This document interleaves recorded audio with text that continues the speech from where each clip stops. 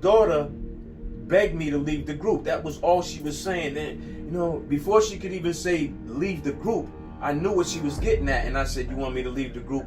And she just was like, what about me? What about my little sister? Crying. And I didn't like that look on her face. I didn't like what it was doing to her. It was traumatizing her. And so the next day I wheeled myself out the hospital, went home, nursing my wounds now. And 2 days later, we're on the West Coast doing a song with Snoop and them. I'm in the studio. Oh, so you was walking and everything after that? Yeah. I had my pills and things like that. And I was messing with this chick, flew her out there to take care of me back then. Because I had to change the bandages and all of that every single day.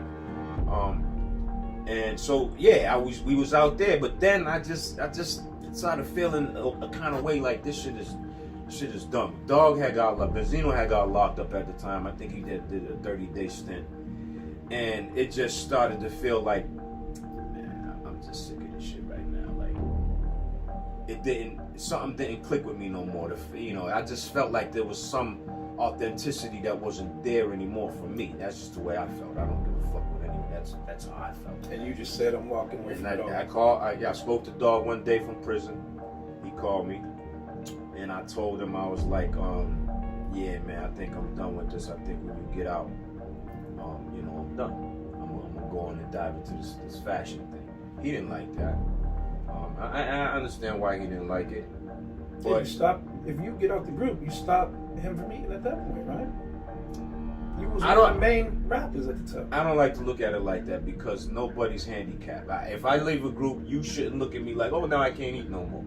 Like, you was eating very well anyway. You know what I mean? So to me, that's a cop out. My grandmother always told me if you got 2 hands and 2 feet and you can get up every morning, you can get out and get yours. So I'm not gonna sit here and be like, because I left the group, I fucked it up for niggas or whatever. Right. That was said to me. Right. Oh, you fucked it up. And that was said to other niggas to try to get other niggas to turn on me. Oh, he fucked it up for you. You can't eat no more because he left the group. And then, people would come back to the group. You got to come back.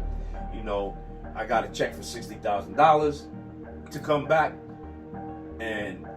But for me, that $60,000 was part of my contribution for us getting a deal for $350,000 or something, $300,000, something like that. It might have been $375,000. But after the breakdown, that was mine. But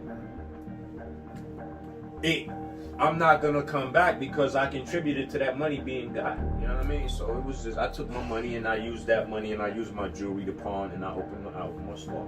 That's how I opened the store, with that money and money that my jewelry.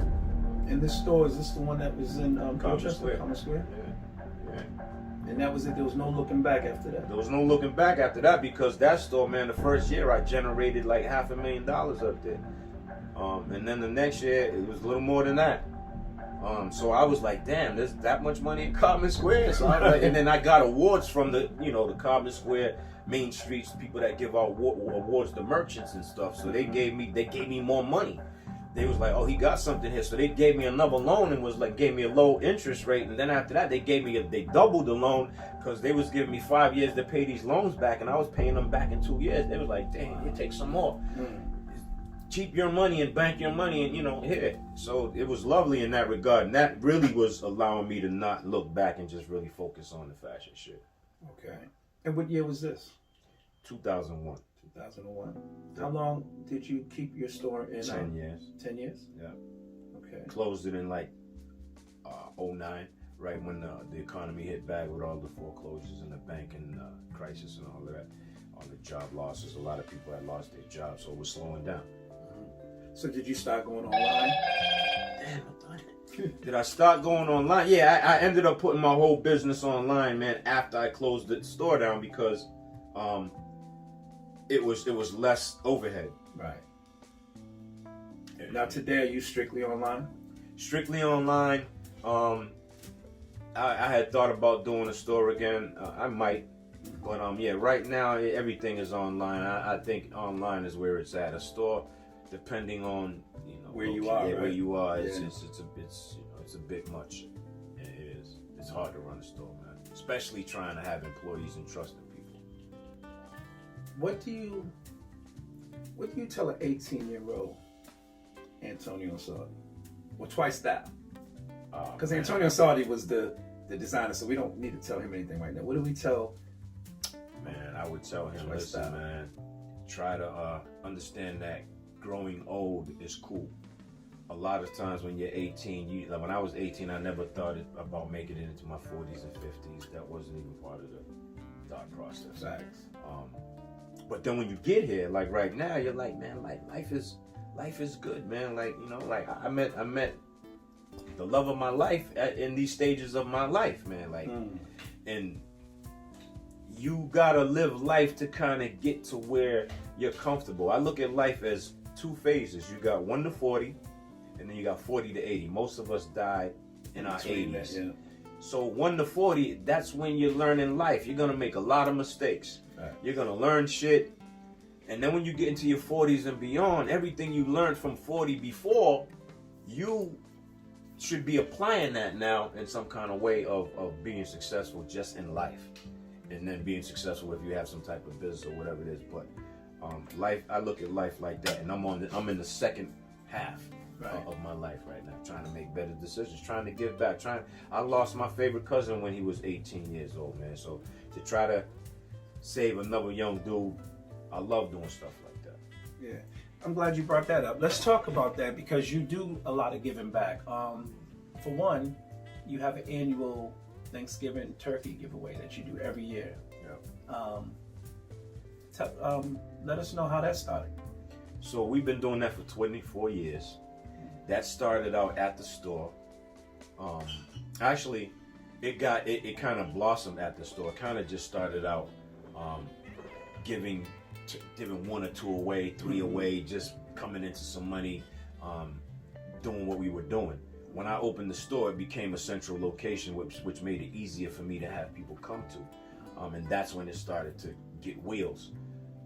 And it So was you just give it out right in front of the store? Yeah, people would come in, but we didn't have like 500 that we have now. It might have been 12, you know what I mean? And it grew, and I was doing it on my own dime for 23, 22 years. And she said to me, you know, one day, I'm talking about my girl, she said, why don't you ask people to help you?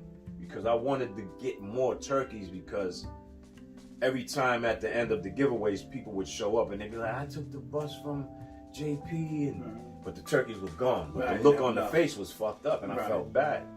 And when she told me to do that, I was like, ain't nobody gonna give me no money, because they think I already got the money. And but she was like, you ain't gonna know unless you ask. And so I was like, all right. So I did it, and we got more money than I asked for. Right. So I was like, to her, I was like, oh shit. So it worked, and then I asked again, and this past year it was even more than the year before. And then you got people saying, oh, yo, you know, and there's the haters. Yo, ask them for the audits, and ask them where's the money going, and I have an accountant. I've had an accountant ever since I had a business. So I got receipts for everything. Right. I'm the receipt man. Ask anybody that's close to me that knows me. Let me get that receipt. I got receipts. Tell him, baby. You know, but anyway, though, I'm the receipts dude, though. Right. So, you know, it's people want to doubt what I'm doing, and that's what made me say, like, I don't even. It kind of like made me be like, I don't even want to ask nobody no more. That's why I don't ask nobody for shit. I just figure out a way how to make money on my own and do what I love to do, man. Because people always start to try to fuck up what you got going or bring shame to what you're doing because they're not doing it. So, I mean, that's been very successful. You've been helping a lot of people with that. We're up to 500 turkeys now, man. Hopefully, we'll be giving more than 500 away next year. But it's very successful. People count on me for that, man. Right. Like the thing about my drive is that it's a mobile operation. Excuse me, it's a mobile operation. It's not in one stationary location. We move around. Like, I bring turkeys to communities and people come out, and then when we're done with doing that, then I go to doors of elderly people that don't have a car or can't get out or anything like that. Just give me the address and I'll bring it to them. So that's dope. I love giving back, man, because to me, I'm nothing without my community. I don't think I would have been able to do anything musically certainly not fashion-wise without my community believing in me. So giving back is academic. Well, a lot of people, say that they're doing things and they talk the talk, but you're actually walking that walk. You've been doing it for years. And not only do you give away turkeys, you also help people save their houses with the rent. Explain that. What are you doing with that? So in the daytime, my 9 to 5 is I'm a community organizer at an organization called City La Vida Urbana. And they've been around for 47 years. And they started because back then there was rental increases and mass evictions and things like that, and they were a group of people that came together to kind of fight back against those injustices. And a lot of people don't know, in 2007 I fell into foreclosure at the height of the crisis, but I didn't know it because I didn't fuck with banks like that. I just went into banks to cash big checks. That's it. I didn't know what banks were really doing to us as a community, at targeting our community for shit. And when I started learning about that, I wanted to spread the word back to my hood. That's why I made an album called The Bank Attack, talking about that. But people don't even know that I made that album because it ain't talking about no bitches in bikinis and Bentleys and shooting and killing. It's trying to educate my community on, yo, man, gentrification is real. Like, they're trying to get us out of here. They're trying to build us out of here, push us out so they can build. Like, even over here, you see it everywhere you go. Everywhere you go. Yeah, so my thing was like, we need to know, and I got a voice, so let me use the voice and let me use my music to do it.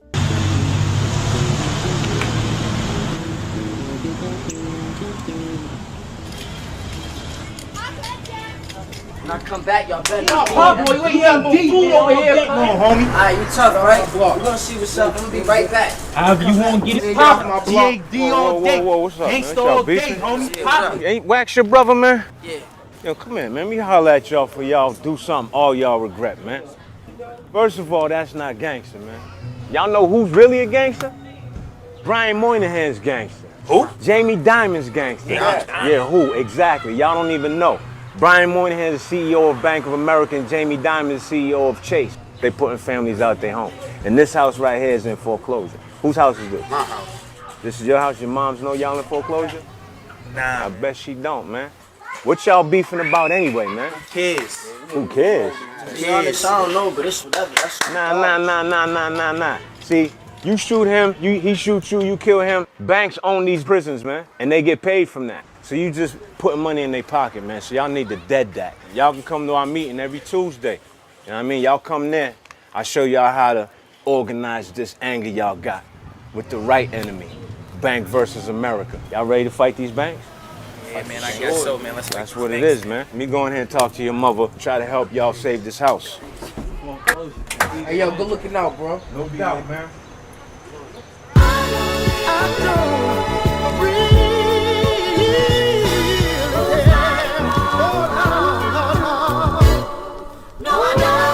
It's time to wake up and get with the movement. Hear the message in the music now. We can fight back, or we can lay down, or beat back the bank attack and stay proud. They got bailed out, we getting sold out. Some living underwater in their own house. They hear the word foreclosure, they get scared and think it's all over. And I did that. And I used my story to empower thousands of people. So there was the biggest protest on Bank of America in history. I led that and I used my case. I didn't care about if people knew me or people was like, oh, how you fall under foreclosure and he owns this and owns that. It was a targeted attack on the black community for those. There was 15 million people, mostly people of color, under threat of foreclosure back in 07, 08, 09. It was crazy. So Bank of America was the biggest predatory lender. So I took them on and I wrote a movie about it. It's called The Bank Attack. I made an album about it. It's called The Bank Attack, and that's the one that we're trying to sell right now. So yeah, right, every day I'm trying to teach tenants about their rights. You know, me being a landlord, and I was able, just so people know, I was able to get my house back in my control and out of foreclosure from Bank of America by using my music, by using my video making ability, by finding out who owns Bank of America, who is the regional director, and I went to their house. I took a bunch of people and went to these houses that they were foreclosing on, chopped down all of the bushes, took up all the trash that was accumulating because they were foreclosing on people, kicking them out, and boarding the house up. So why are you gonna do that? Why are you not gonna work with this family to live there if you're just gonna board it up and let it become blight and make our community look all fucked up? So we filled up garbage bags of all of their trash and went to the Bank of America owner, the CEO, to his house up on Beacon Hill. And his maid came out and she was like, "Oh, what are you guys doing? What are you doing?" He's looking out. You can't do that. You can't do that. Get out of here. I'm gonna call the police. And I'm like, nah, well, call the police. We're doing this and this is what's going on. And that got their attention. Nobody ever went to their house with that shit.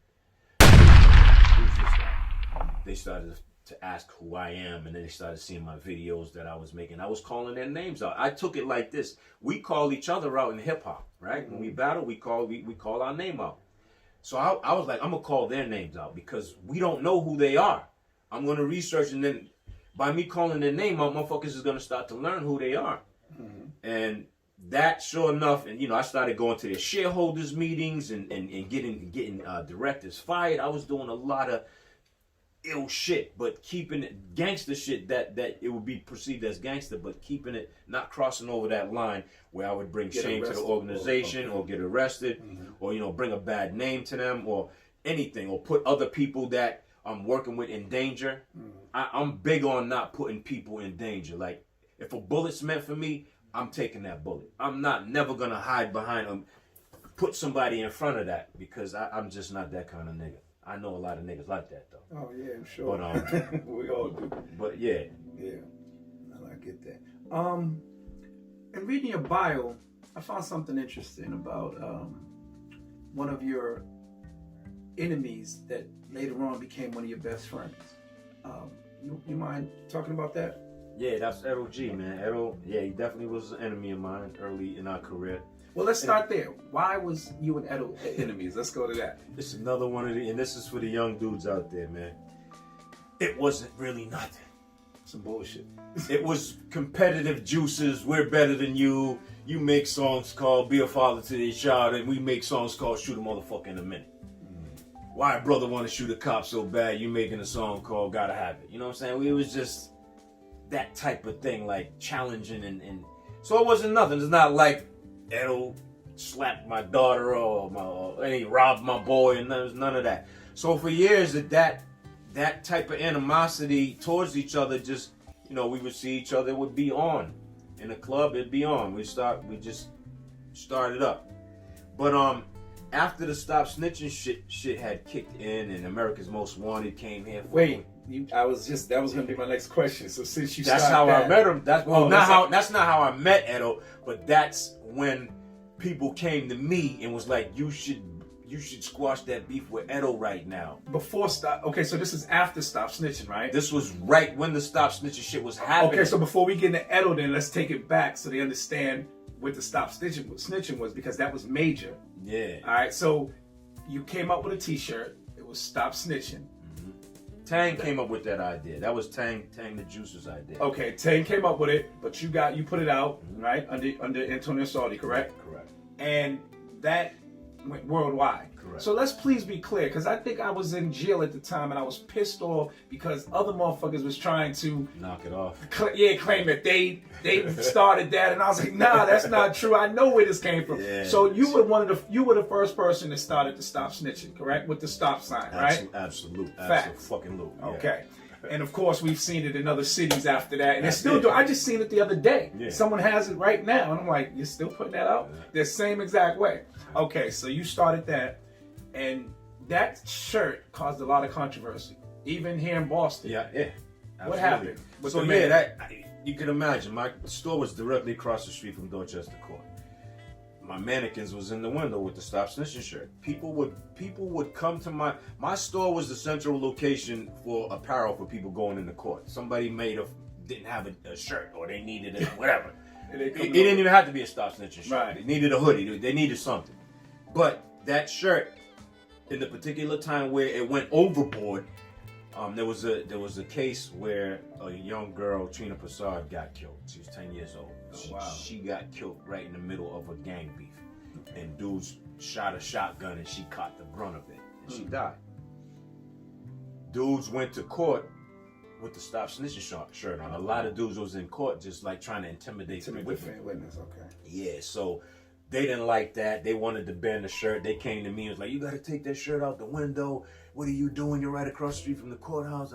They were mad at that. And I was like what? Like, that don't got nothing to do with me what they're doing. I mean, but it got heated. So the Mayor Menino at the time, he sent some clergymen. They always do that. They'll send the local clergymen, like, go talk to your people. Mm-hmm. So one day, one of my workers called me and was like, there's 3 priests, pastors up here. They want to talk to you. I'm like, about what? About the Stop Snitching Tshirt. They said the mayor sent them, blah, blah, blah. I'm like, all right, tell them I'm on my way. I get there. As I get in front of my store, they're sitting on a car. I'm walking up and they're like, oh, we got to talk to you. The mayor's mad at you, blah, blah, blah. I'm like, about what? About the Stop Snitching Shirt. You need to take your shirt off the shelf, blah, blah, blah, blah, all of that. I told them 3 pastors, 1, I'm not taking the shirt off the shelf. And if the mayor really feels like that, tell the mayor to come see me. Like, invited them. Yeah, I'm not answering to you, yo. I don't care because you're a pastor. I have to know you're a pastor, whatever. So they were looking at me like, you want us to tell the mayor that, like as if you shouldn't say that. You know what I mean? But I'm like, yeah, if he wants to, tell him to come holler. And I went in the store, and that was that. Menino contacted me. How long after? Like the next day. Oh, so he was serious. Yeah, like the next day he contacted me, and me and Menino were having a conversation. And he was basically telling me, I know this is gonna hurt your pocket. Don't worry. I'll take care of any of your losses, but this isn't a good look for the city. It's not a good look for you. He was making sense. Mm-hmm. I started talking to some people that was giving me loans, talking to my mother, talking about people that had money invested into my company. What's the best thing you should do? And long story short, it came to the conclusion that, 1, it's a Stop Snitching shirt. I gotta have more in my repertoire than that. You know what I mean? Like, I didn't want to just be known for that shirt. It was something in my line, but I didn't just want to be known for that. Right. So for me, it was like, you know what? Let me take this shit off the shelf. I don't need I'm in the community. I'm in the heart of the community. The people love me. I have a store. It's better for me to take the shirt off the shelf than to have all of these mothers that are losing their sons to violence to be like, that Antonio dude's a piece of shit because he just keeps promoting, So I took him out. Took him off the shelf. A lot of people was upset. Oh, you shouldn't do that. But I'm becoming a businessman at that point, and I'm doing things I'm trying to look at the community as a whole as opposed to my pocket. So Menino kept his word.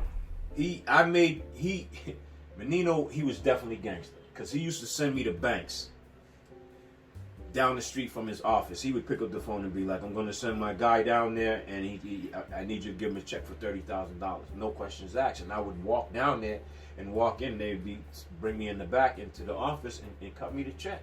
And that happened maybe like 4 times, 5 times. And I'm talking about like 30 or more. And this is just so that you would keep them from selling them in the neighborhood. Yeah, he didn't want me to sell the shirts no more. As a mayor, it didn't look good for him, so he was willing to compensate me. And he kept his word. Like, I can't be mad at him. Did he give you more than what you would have made on the shirt? Yeah, that's why I didn't have no problem with it. Right. And then I still kept the product. Mm-hmm. I just took it off the shelf. Right. But then I was like, I could either burn it or I could just fucking sell it out the back door on some collector's item shit. And that's what I did. And at that time, a lot of cops, D-boys, would roll up on me, pull me over, and be like, yo, it's Mr. Stop Snitching right here. And they would be like, man, we ain't even mad at you. Half the dudes that we arrest that got them Stop Snitching shirts on be the first one snitching. Wow, is that right? Yeah, so he was like, man, they was like, fuck the mayor. Like, yo, do your thing. Right. And they was giving me, their numbers like, yo, if you ever need this, you got to, like, Menino gave me superintendent's numbers. Like, if you have any issues, any problems, call them. So when I would want to shoot a video and I wanted to log them, we wanted to get in South Bay. That's how we started pulling those strings to get in South Bay to film video. I was wondering about you was that. there. You remember, y'all was there with us, really, all of that, man. So that was going down. That was a time where you know, Menino, I got to know Menino as a man because I would go down to his office and just sit there and talk about life. And I really got to know him. He was definitely a cool dude behind closed doors, for real.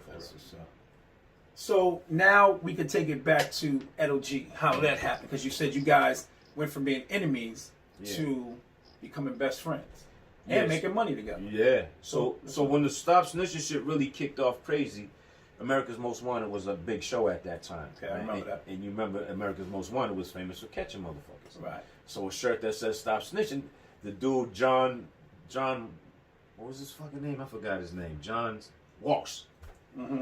He didn't like it. He was like, "That's a stupid fucking shirt. We're gonna go there and we're gonna cover it." CNN came to my all these major. I came to my store one day. I was like, "What the fuck, nigga?" Every mate. When I seen CNN out there in America's Most Wanted trucks and all of that, I was like, "They must be in Dorchester Court." Right.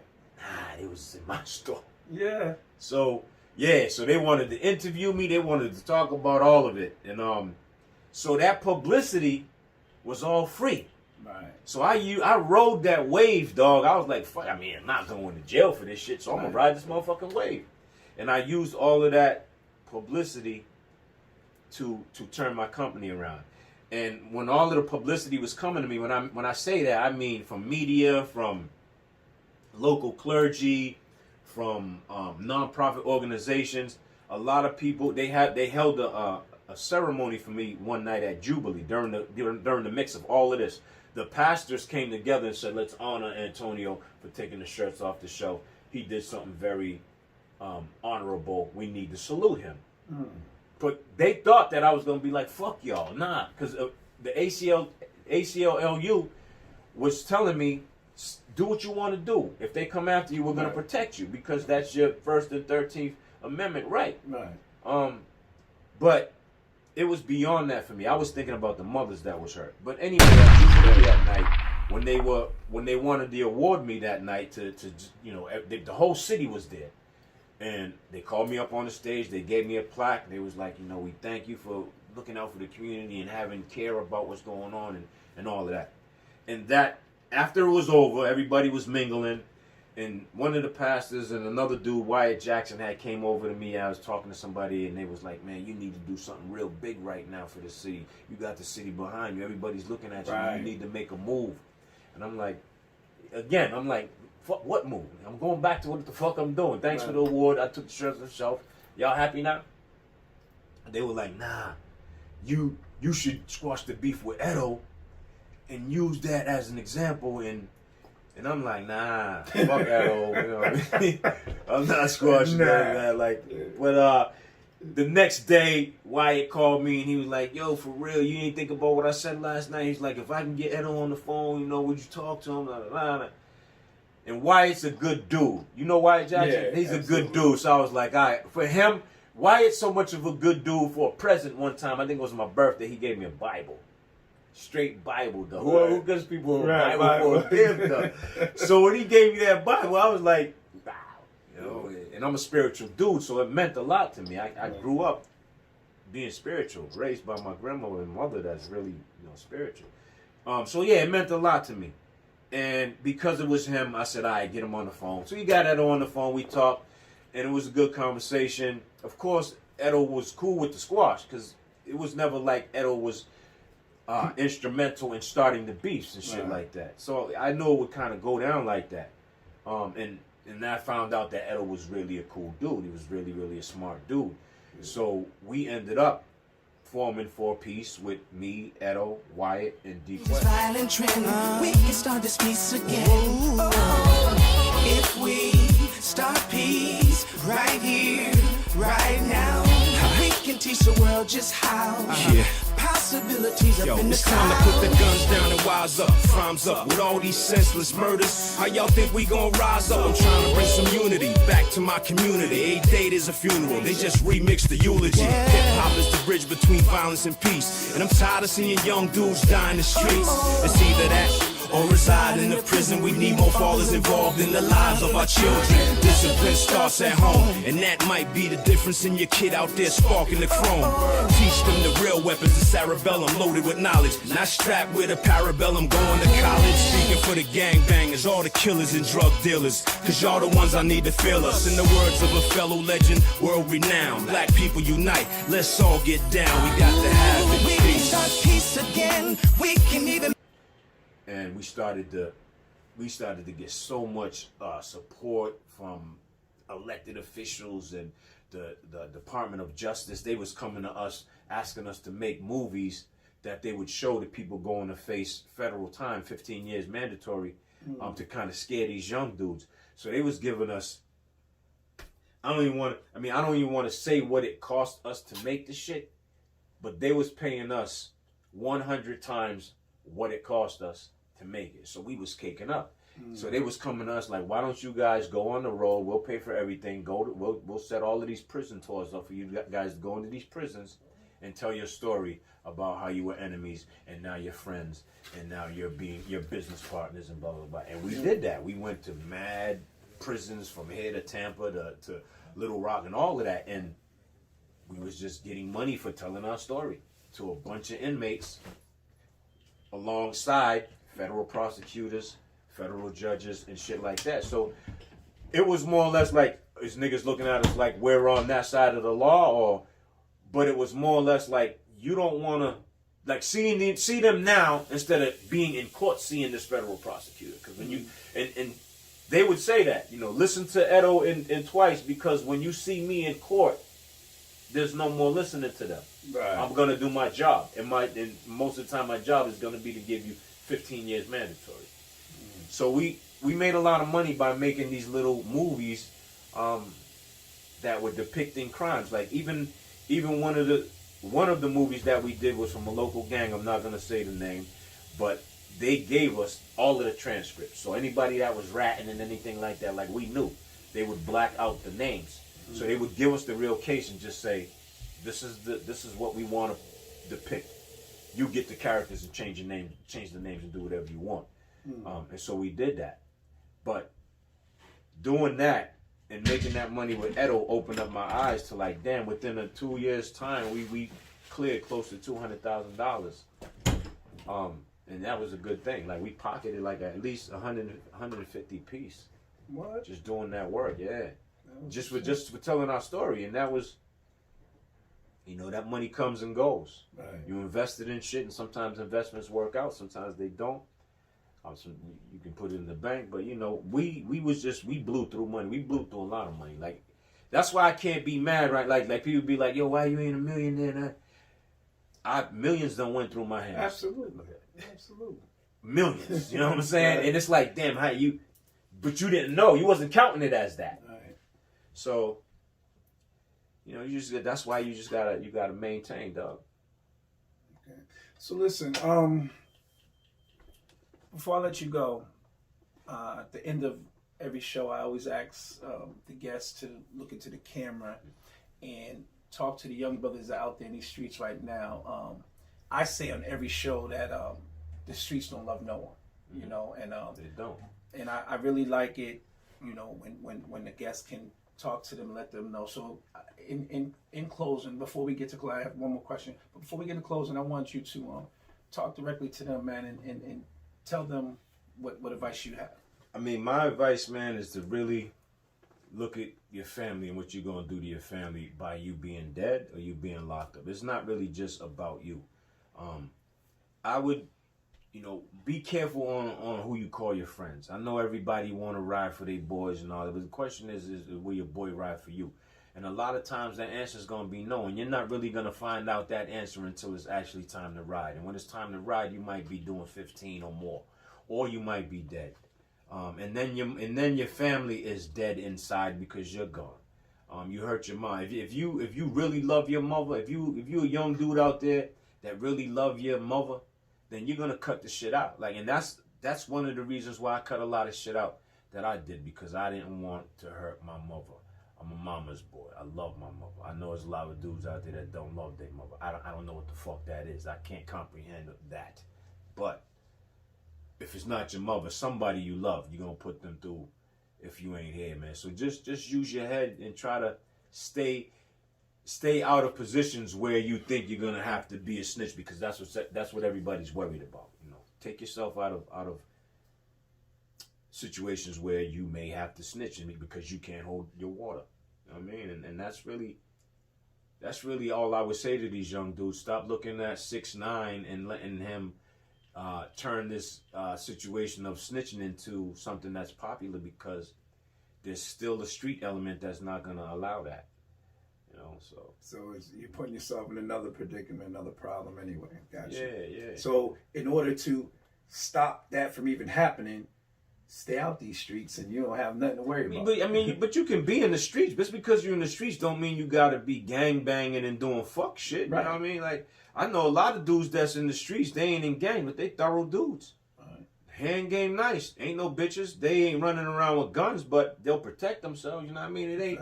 Right. I think, like you say, Gangsta Gone Legit, man. Like, a gangster is not somebody who just runs around starting shit. Not at all. A gangster has a head on his shoulders. That's right. That's why he's a gangster. You know what I mean? So people fuck shit up and get into and twist things and have the wrong meanings for what things are. But I guess, I don't know, everybody has their way of looking at stuff. But you gotta use your head out here, man. So that drip you're wearing right now is Antonio Ansaldi sweatsuit. That's fire. Yeah. So Yes. let the people know how they can get that. So the website, man, I've been at this website thing for a minute, and the thing with me is, like, my time is so spread out and so many projects. I got so many things going on that I can't hone in on and getting it done.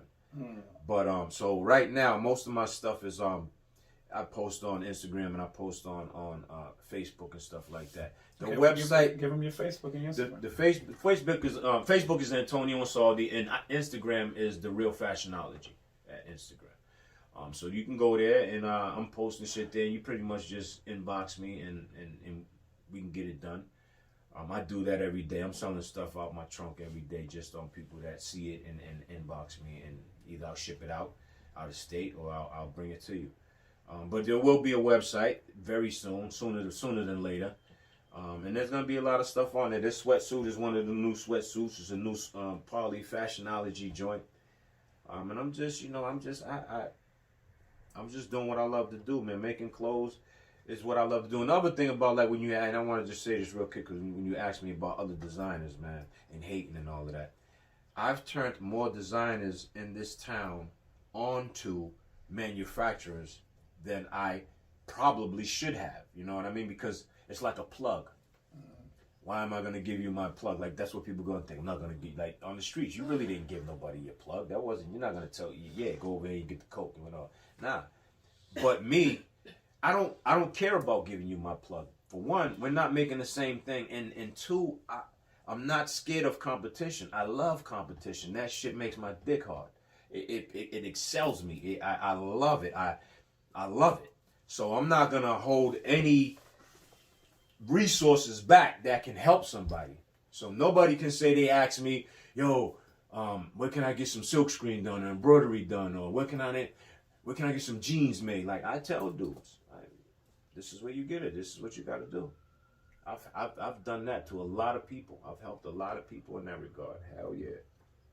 Well, it seems like you like helping a lot of people, because you also do mentoring for young brothers, right? Yeah. That's just like me just trying to share my story. I think me just sharing my story to still be here is an accomplishment, and to share that is empowering. And it's something that dudes such as myself, such as you, that we're obligated to do that. Facts. Because God kept us here for a reason. Right. You did a lot of shit in these streets. People that know you know that. Street niggas know.